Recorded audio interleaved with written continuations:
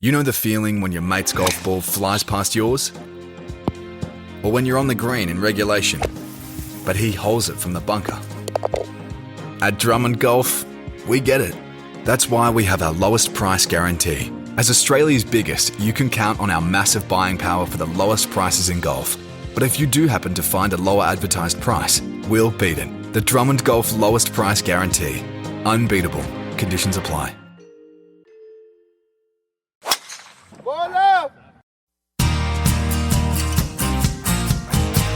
I've never seen anything like it before, and to attempt to hit the ball out of there is pure madness. The winner of the gold medal and the champion golfer of the year is Cameron Smith. This is the one that I've always wanted to win since I was a little kid.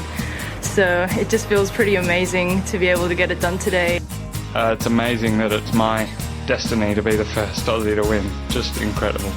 Hello and welcome to episode 76 of Playing from the Tips, Golf Australia Magazine's preview and tipping podcast covering the vast world that is professional golf from every angle. My name is Jimmy Emanuel and I am both tipping commissioner and host of our rabble of so-called experts that this week we'll look at the first FedExCup Playoffs event, LIV Golf's latest, the Challenger PGA Tour of Australasia's first tournament of this season, Women's Scottish Open and Czech Masters. That's a full week of golf, and the first of our so-called experts helping to navigate our way through it has a record of playing links golf that is like breakdancing at the Olympics. Happened once, made headlines, many for the wrong reasons. Rod Murray, welcome. Very good indeed. I didn't know how you were going to make the link there. Yes, Ray gun Rod. Ray gun Rod. It all works, doesn't it? Could I be a rod gun? That doesn't work so well. Yeah, rod gun works. I didn't see that. Is she? The moment you see it, you realise there's something amiss. Is she taking the Mickey, or can she actually dance? You've got to be able to dance to get to the Olympics. Somewhat. I mean, by our standards, she can dance. Okay. Jimmy's standards, you can putt. Yeah, exactly. Second, like Matt Kuchar, Adrian Logue made a last-minute call to not play last Friday, leaving his partner Ewan Porter high and dry. That may have been the final nail in the coffin of the Logue brand. Okay. How do you feel about that accusation? Well, I did come and play. Eventually. And won. Yeah, you had nothing to do with that. Yeah, very good. Like every week, we reflect before we move forward. Last week, plenty happening. I think Lydia Ko, the highlight. By a long way. Possibly one of the highlights of the year, I think. We still underappreciate what an extraordinary talent she is. That's amazing to have the collection. Full collection in the first three Olympics and still at 27 years of age. You'd be aching to do a Pedersen, wouldn't you? Well, the last putt, call it a day, walk off, I'm done. I think there was a thought that as well. Gets the Hall of Fame. I think there was a thought that she might. She's still entered in the Scottish Open, but she said 30, didn't she? She was when she planned to retire. She said she'd never play beyond 30. Yeah, that was when she was 22. Yeah. 30's a long way away when you're 22. I can hardly think of a better event to finish at than a Women's Open at the Old Course. That's next week. Yeah, I'll tell you what. That's a pretty good way to sign out. There's no New Zealand event that she could play at home or anything like that, so that's a pretty good way to finish, I would have thought. So, but definitely a highlight. I think Hannah Green, you could see how much it meant to her finishing fourth by a shot yet again. Gritty performance. One of the most impressive performances of the week, given the most unimpressive performance on day one. Yep. That was just remarkable. She's got that Olympic. She's one of those. She puts on the tracksuit. She's a different person. Yeah. Just amazing. You had Aaron Rye winning for the first time on the PGA Tour, a win for the two gloved and club cover. But all anyone's going to talk about is Matt Kuchar. Well, yeah, indeed. Which is one of the more bizarre... absolute clown show. It's one of the more bizarre things I've ever seen. He can't make the FedExCup playoffs. He can change position and it could cost about... $100,000 or something. Less than that, $58,000. For a guy who's made... made 50 million or something like that in his career. You don't make 50 million by not worrying about 50,000. That's just true. The way it works. And then nobody with $50 million gives away 50 grand because it's just inconvenient. And then the return for the Monday finish where he gets instant TIO relief and gets it up on, nearly chips it in, makes a par, and it's all done. How far up the PIP standings did he move, though?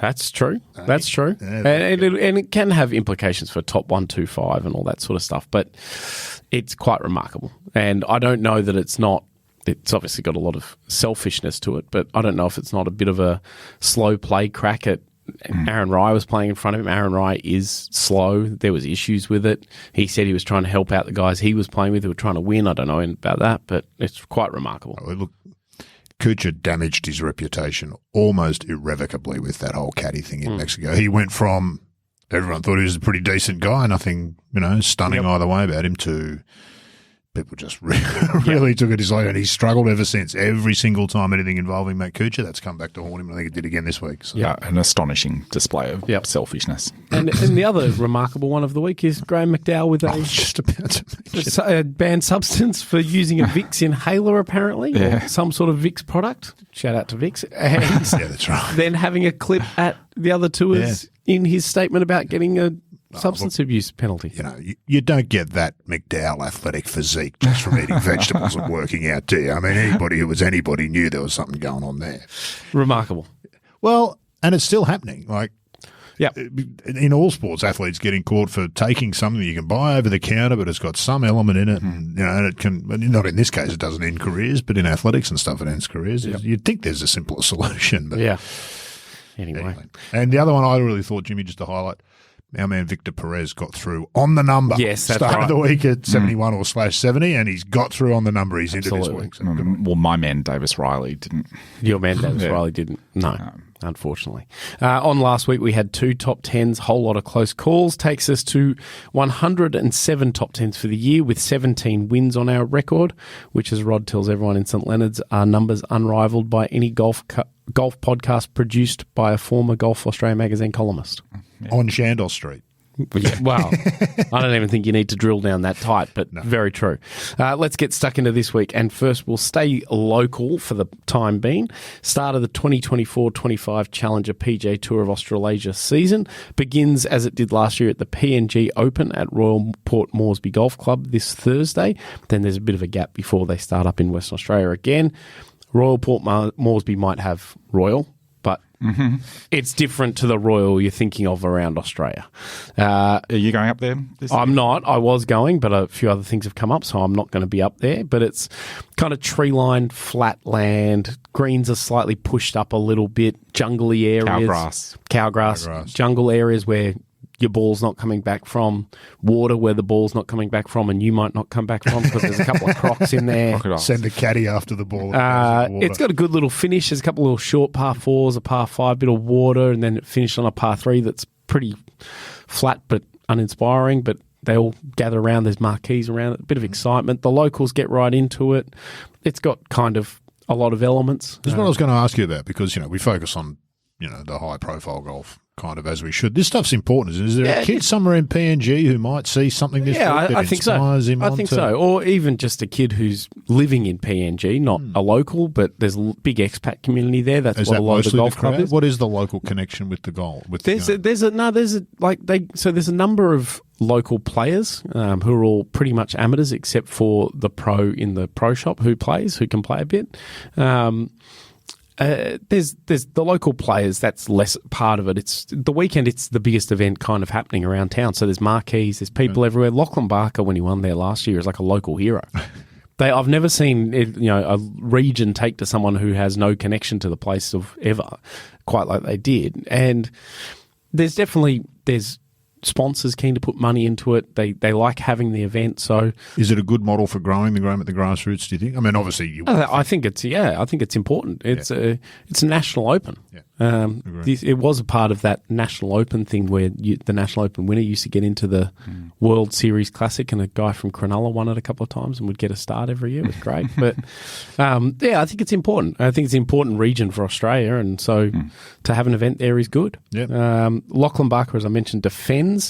Prime Minister of Papua New Guinea, James Marape, also in the field again, like he was last year. Nice. Otherwise, you got Q-School winner Nathan Barbieri, who had to go back and get his card again after being right on the number and having to go back, and he won. That was a surprise, wasn't it? He played decent, but just didn't quite have. I saw he's results. in a weird category into this tournament. Well, he's a winner of Q-School, so he gets into pretty much everything now.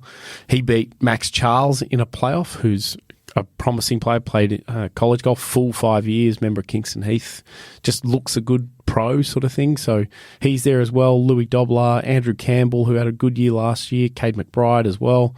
New pro Jai Picken, he'll be one to watch for these early stages. He's an impressive player from up Hunter Valley way. So let's get some picks. Rod, we'll go to you first. Well, I'm going to be honest, I suppose it's a testament to how quickly this stuff turns over. I don't recognise so many of the names in the field. It's one of those ones you've got to go if you come out of a Q school category. Yeah. To get some early points and to work towards getting starts later. That's your job. Yeah, isn't that's it? right. As a professional golfer, you've got to earn points and earn money, and so you go to PNG if that's what you've got to do. So I don't pretend. I like Lockie Barker's chances of going back to back, and I think against the field that I saw there, who knows? There might be a Greg Norman in there that we don't know yet, but based on what you can see there, it's a good turnover though. That's good for sort of Australian golf. I think that there's so many new names. It's great. It's impressive that Lockie Barker's gone back. There's no major need for him to do so. But it's a $200,000 purse. Yeah, it's not an exactly. enormous amount of money, but it's not chicken feed either. No, it's an expensive place to get to and stay for the week as well. So good on him for going back. Loke? Well, I picked Lachlan Barker, not just because he was the first on the entry list. Though it helped. Oh, it helped. But it did help. Once you got to 8 and didn't recognise any of the other 7 names, Lockie Barker was in. But, he's followed up that win last year with a very good 2024 so far. Yeah, he had a really good – he was one of those names that started to emerge. You didn't know him at the start of the season, but at the end you knew his name. Really good player. He'd put his name in the frame enough times. Yep. I'm going to go with James Marcazzani. Yep. He had, I think, 60 or 61 at Rosebud the other day playing with a couple of mates, and he's gone up to Queensland a couple of days early, getting a bit more acclimatised, a bit closer, hitting a lot of balls, and a good player who... Lots of talent. He needs a year of really pushing along 1 year. And a unit. He's a big lad, isn't he? They both are the much. Yeah. Next, let's go to the US and another first event, this time first FedEx Cup Playoffs event of this season, FedEx St. Jude Championship, TPC Southwind in Memphis. Rod, tell us all about it. Look, I know I'm a grumpy old man, but isn't this just everything that we find wrong with the game? This is the beginning of the procession to the ultimate insult, which is the flighted tour championship where they start on different scores. It begins. You're referring to the ultimate prize in golf. Yeah, exactly. So look, let's start with the sponsor watch. FedEx. I bet you thought all they did was deliver mail and poster. Pretty much all they do. Just a huge company at it with quite. But here's what I found interesting. They're one of the 20 most recognisable brands in the world, which makes some sense. Yeah. They're a global company. Because they sponsor the FedEx. Is that a vote of confidence in golf? They put $650 million, they think, was the last deal they signed in 2017 to go through to 20. That's $65 million a year they're pouring into golf. So is that a vote of confidence in golf? And the flip side, that deal's up in 2027. Are you nervous if you're Jay Monahan? Mm-hmm. I'd be very. It's all built on FedEx. I said that when that was done, because there's very few companies with the sort of clout that FedEx has, but also the global reach that the PGA Tour market is trying to reach. And broadly applicable across all states in America as well.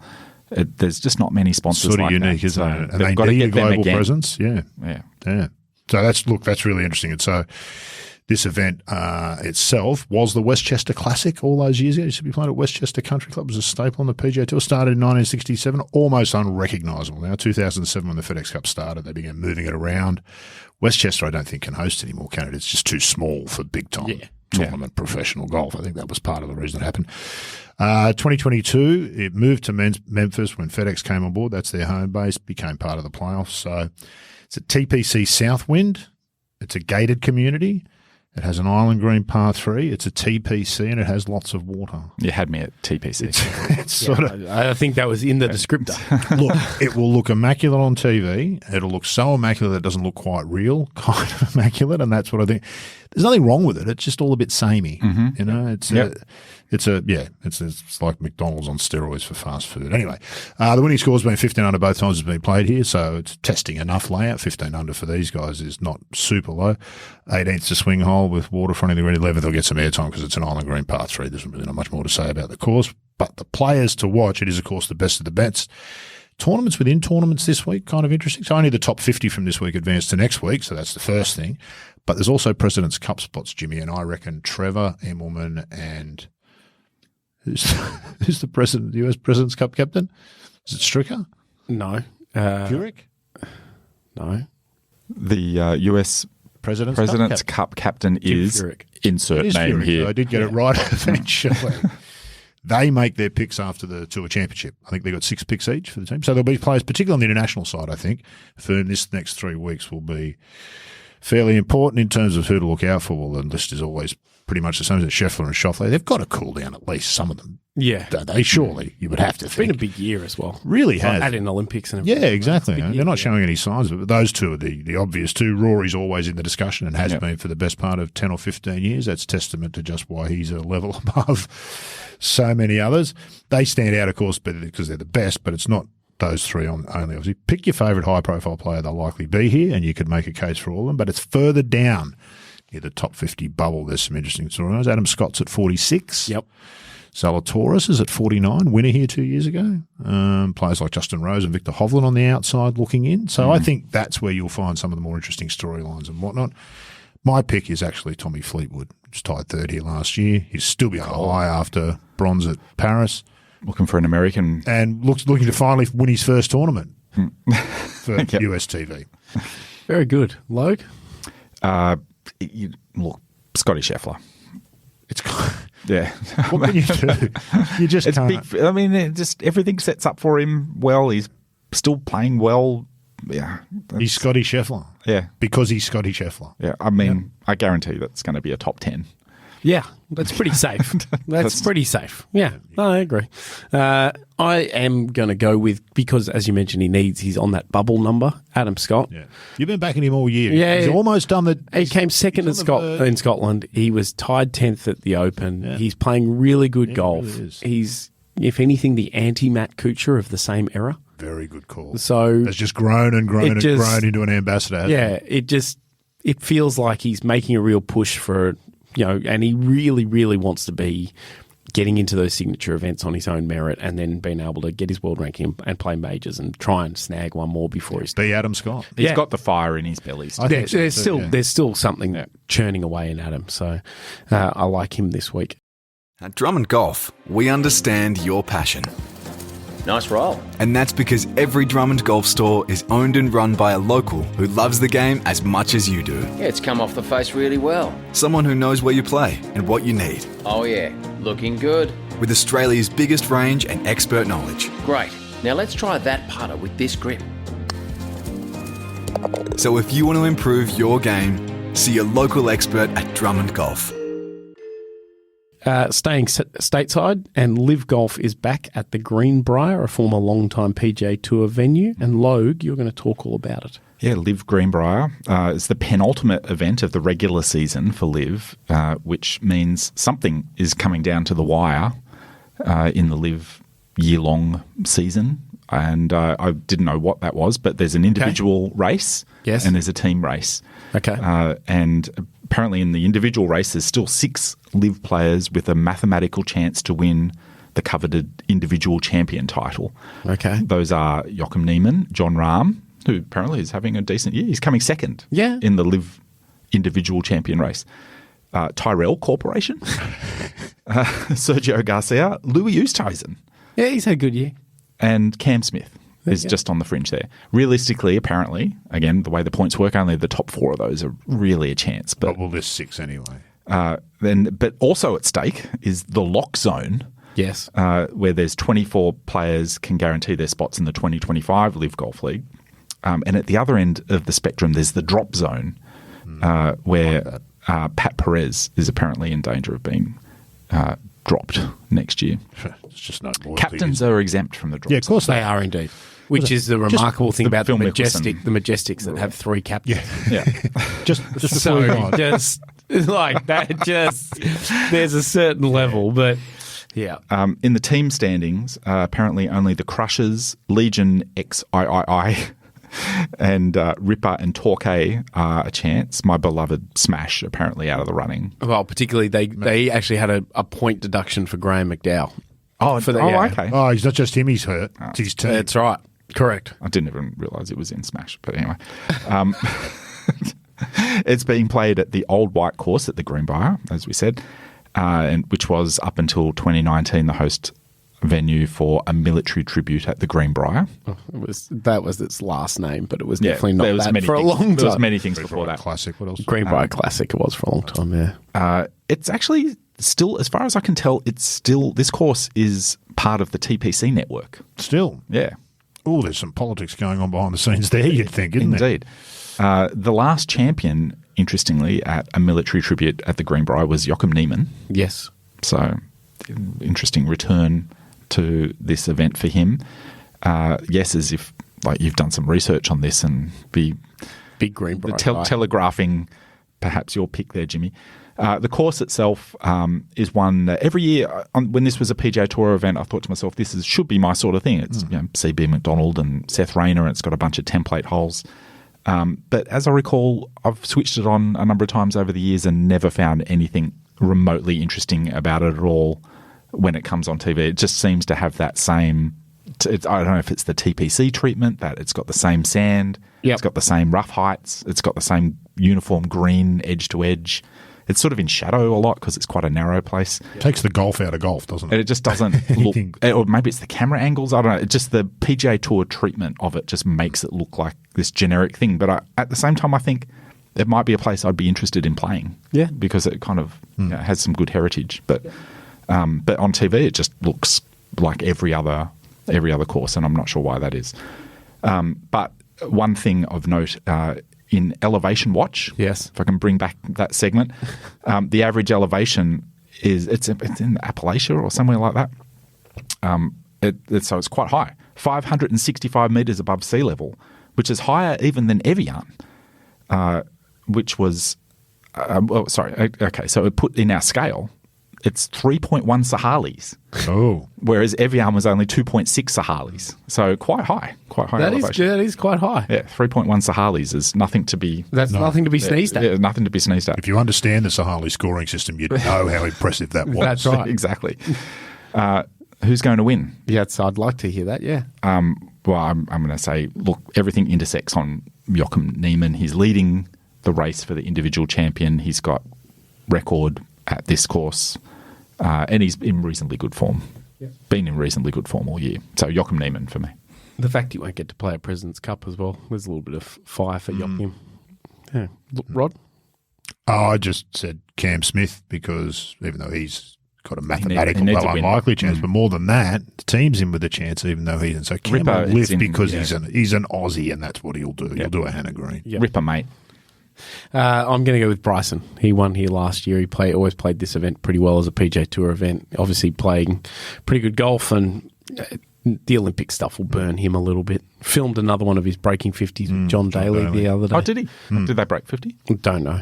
I don't think it's been. I wouldn't want I don't think it's been anyway. published yet. But John Daly plays without shoes, so there's something for How you. long has he been doing that shtick for? He's Daly, he did it in the late 90s. Yeah, he was doing the shoeless, shirtless golf with a fag in his mouth, hitting balls off tees in people's mouths. Yeah. No, he always practiced at home barefoot, apparently. Yeah. Sam Snead used to hit balls barefoot. Yeah, 100. He said it was just before you go on, Jimmy, and I think it was the point you were making with your sort of satirical start there. What is the answer for golf's just string of individual events that kind of don't mean anything despite us trying to inject season-long ideas? I listen to all of that, and I can't imagine a world where I would follow that like football with promotion and relegation. Yeah. It just doesn't seem to work for golf. But is that just because I'm old and I've never I think experienced it? Are people interested in who's finishing when and the teams and the individuals and who's going to the drop zone and who's going to the lock find zone? that information for a start. At the moment. But broadly, is it appealing for golf, do you reckon? I don't know. Potentially. I can always compare it to F1 where you're always looking at the team and individual championships at the end of every race and see what effect it has on it. And even like the little mini games within the game where, teammate versus teammate who's secured their seat for next year and scored more points than the other guy or something. Just 1 point means a lot in F1.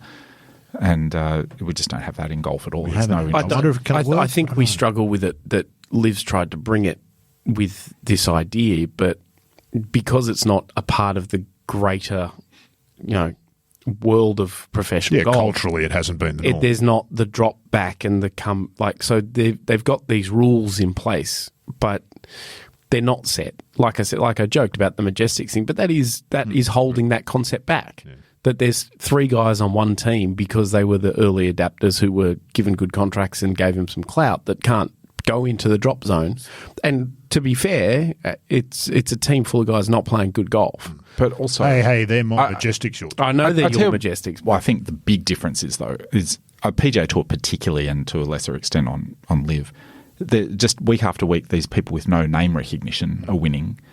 Like Aaron Rai, us golf nerds are very familiar with Aaron Rai, but your average viewer, it's got no name recognition. Whereas every week in other events in tennis and F1, it's and everything the best players at the top, and the field's so small. Like they've weeded out. Not weeded out's the wrong word, but they've got it down to just these marquee players. Everyone's a celebrity kind of. Yeah, everyone, and it's so 22, I think, in F1 at the moment, and they're all superstars. Like and so any one of them wins, it's a story. Yeah, and it's a name that everybody who follows F1 recognises. Whereas in golf, week after week, we just get these Davis Rileys and Thompsons, and I think golf's always had that element of drop and come up. But just not amongst the stars. Yeah, not amongst the stars. That's right. You lose your tours card. In terms of you lose your card and all that sort of stuff. But then it's drifted away from that because they play for so much money that they've taken out the cut in the biggest money events in the world for the most part. They play for so much money that even the guys that Logue's talking about that are not the familiar names who might lose their card, and then you look at how much money they made for the year and you go, oh, well, they're not sharing rooms, are they? That's not sending him back to work in the pro shop. No. He's just going to go play the Corn Ferry for a year and he's going to be back. Or it doesn't have that same meaning. The FedEx Cup hasn't done it since 2007. Golf fans have done nothing but bitch about it. Nobody can understand. So that's the idea of a season-long thing. It's not the team's idea, but it's a season-long, and where do we stand? And we're building to this thing, and we just don't. Every week is just got to give up to change this fundamentally. Golf has to give up its meritocracy thing to some extent, and just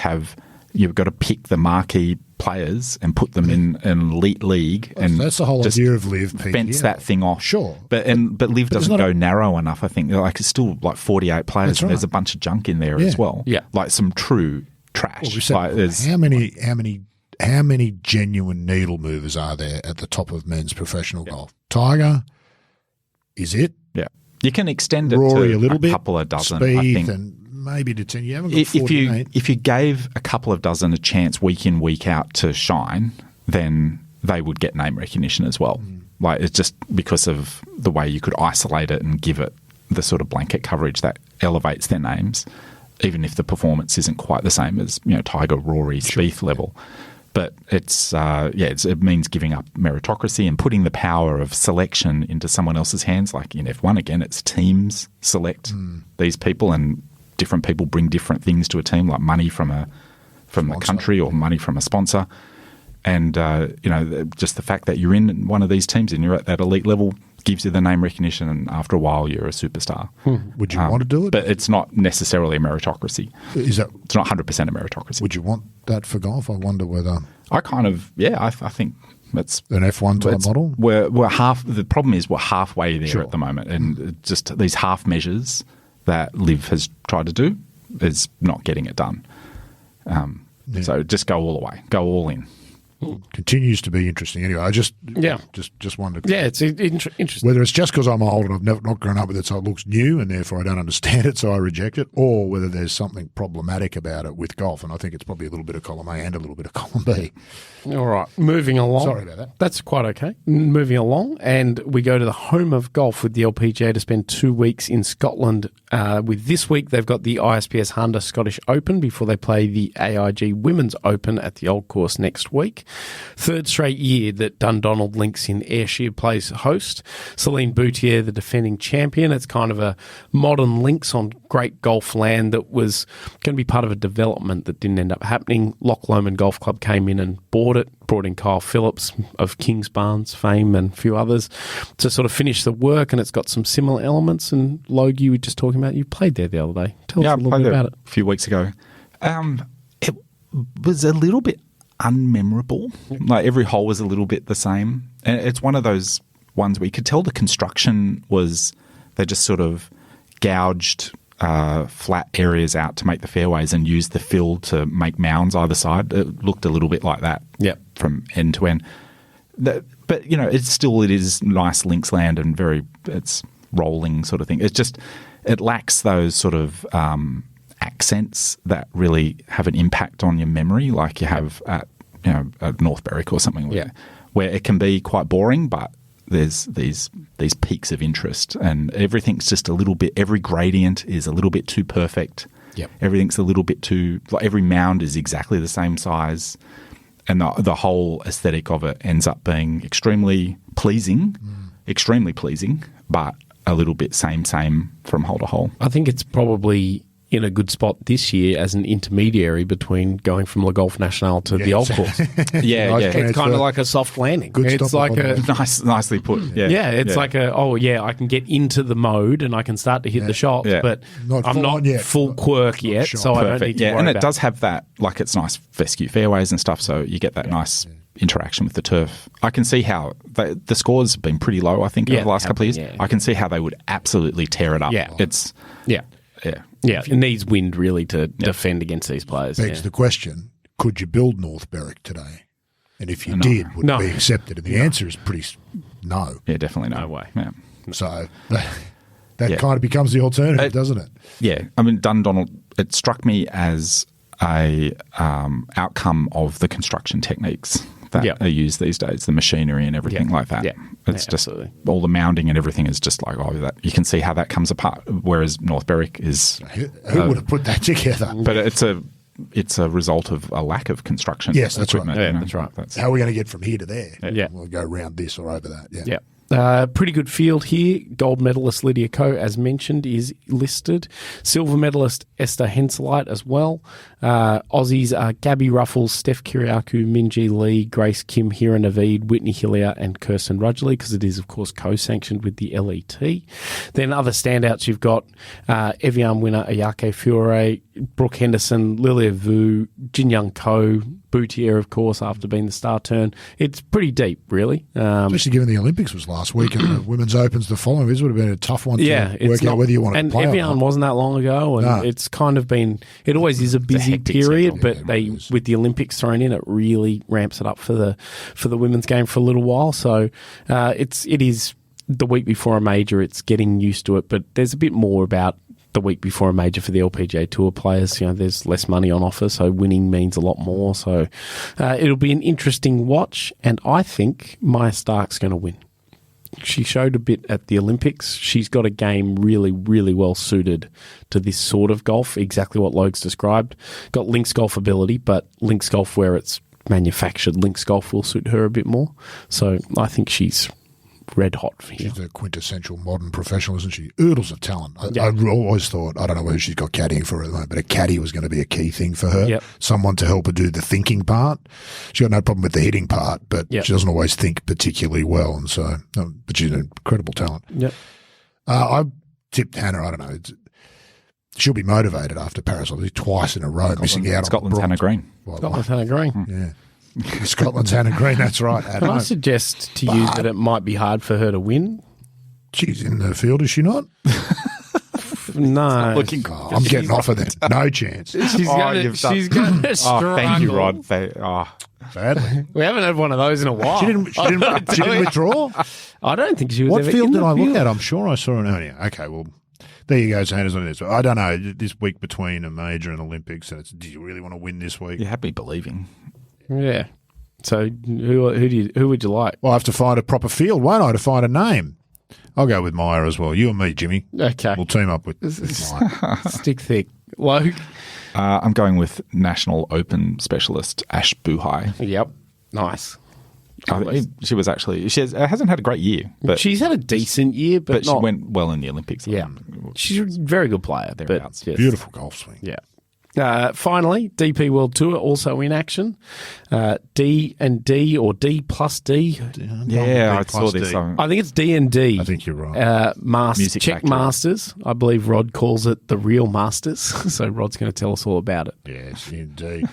D&D real. I looked them up, and disappointingly, they're a real estate development company. Oh, that is disappointing. That's that.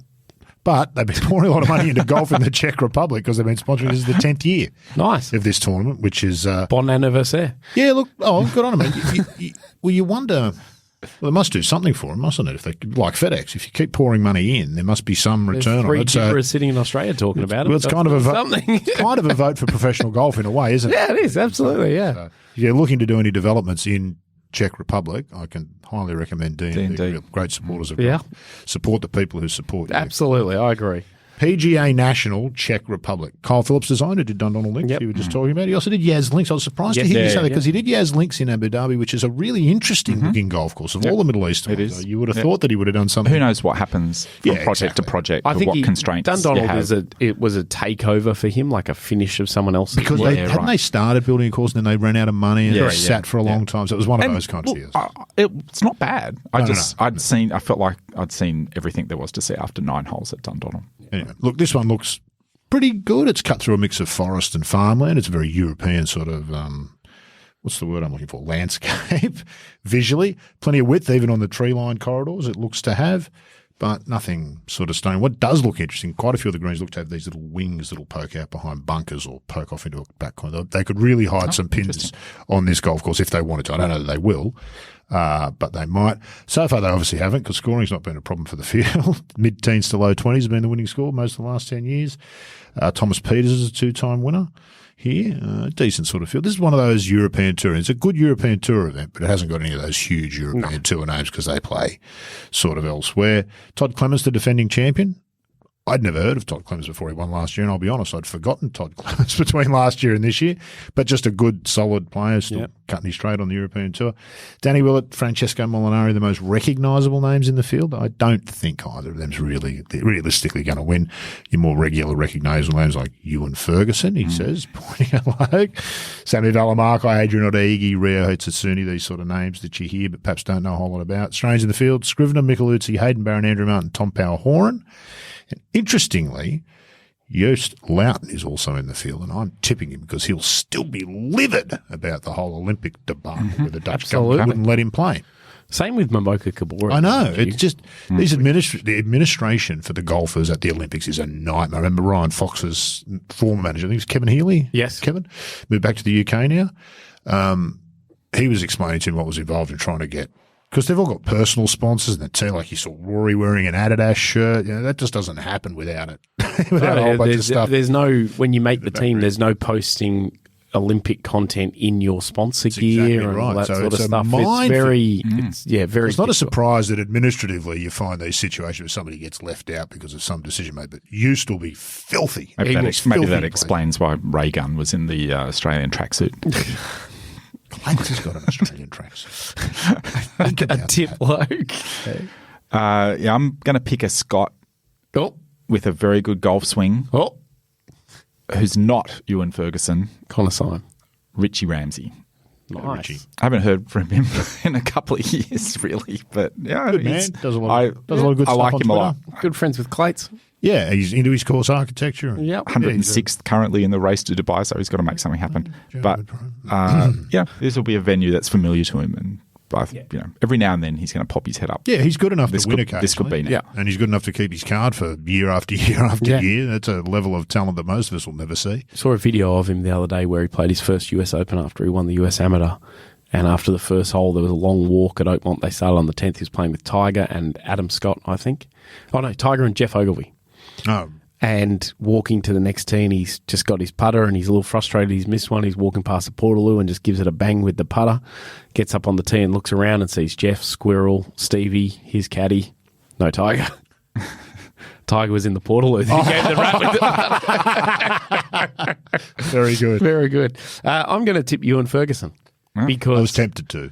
I wanted to mention him, but I thought I think one of us should tip him every week against Logue just until he wins. But anyway, see what you did. God, I hope he comes down here. Oh, so do I. so looking forward to exactly. That will do us for episode 76. Rod, I ask again. We talked about Lydia Ko retiring, and I called you the Lydia Ko of golf podcasting. Are you going to retire? No, in fact, I've got one coming out tomorrow, Think About Golf out tomorrow with, speaking of sort of underdogs and that whole, what are we more interested in, the guys who are losing their cards, that whole underworld who follows Ryan French, Monday Q Info on Twitter. I had a chat to Ryan because I think he's a really interesting story in lots of ways, so that'll be out tomorrow. Nice. Very good. And he's not retiring. The Logue, I ask on behalf of your partner, Ewan, is it time for you to step back and give him some freedom? I don't know. He seemed quite distraught that I wasn't there. Yeah, he wasn't once Warren Smith showed up and partnered up with him, I'm going to tell you. Fair enough. Yeah, Warren Smith, very reliable partner. Yeah, Warren Smith. Just a workhorse. Just- Is he one or two marker now? Maybe a couple more. Drifts around a bit. Just very good solid golfer. player. Yeah. Outstanding. You can, of course, follow all this action and so much more on the Golf Australia magazine website, golfaustralia.com.au. And later this week, you can get out and get a copy of the September issue of Golf Australia, Xander Schauffele on the cover. And it's all about building the perfect golfer. There's also a feature on Kazuma Kabori, a putting special, and a Solheim Cup preview. Thank you for listening. We'll be back next week on Playing from the Tips.